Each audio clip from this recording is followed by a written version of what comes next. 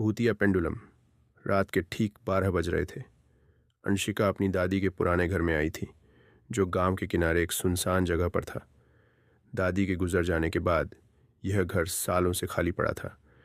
दीवारों पर जाले, टूटी खिड़कियां और धूल की मोटी परतें, सब कुछ सन्नाटे की कहानी कह रहे थे। कमरे के बीचों बीच एक पुराना पेंडुलम घड़ी में झूल रहा था। हर टिक टिक की आवाज़ जैसे उसकी धड़कनों के साथ मिल रही थी। अंशिका ने सुना था कि इस घड़ी में कुछ अजीब है। गांव में कहा जाता था कि जब ये घड़ी रात के 12 बज जाती है तब कुछ असामान्य घटनाएं होती हैं। अचानक घड़ी ने 12 बार घंटे बजाए, डोंग डोंग डोंग। आखिरी घंटे के साथ ही घर के कोने कोने में अजीब सी सरसराहट सुनाई देने लगी। पेंडुलम अब और तेजी से झूलने लगा। कमरे में ठंडक बढ़ गई।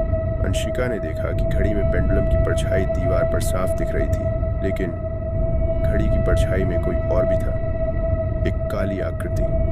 उसका चेहरा धुंधला था, लेकिन उसकी आंखें लाल अंगारों की तरह चमक रही थी।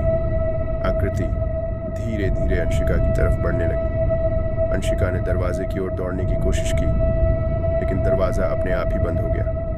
अब कमरे में सिर्फ घड़ी की आवाज और अंशिका की तेज सांसें गूंज रही थीं। आकृति अब उसके सामने थी। उसके कानों में किसी के फुसफुसाने की आवाज आने लगी। तुमने घड़ी को छेड़ा, अब तुम इसका हिस्सा बनोगी।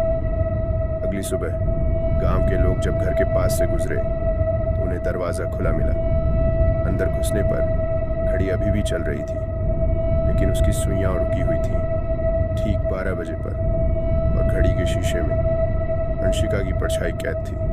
अब हर रात 12 बजे उस पेंडुलम की परछाई में एक और आकृति दिखती है, जो हर गुजरने वाले को देखती है, जैसे किसी को बुला रही हो।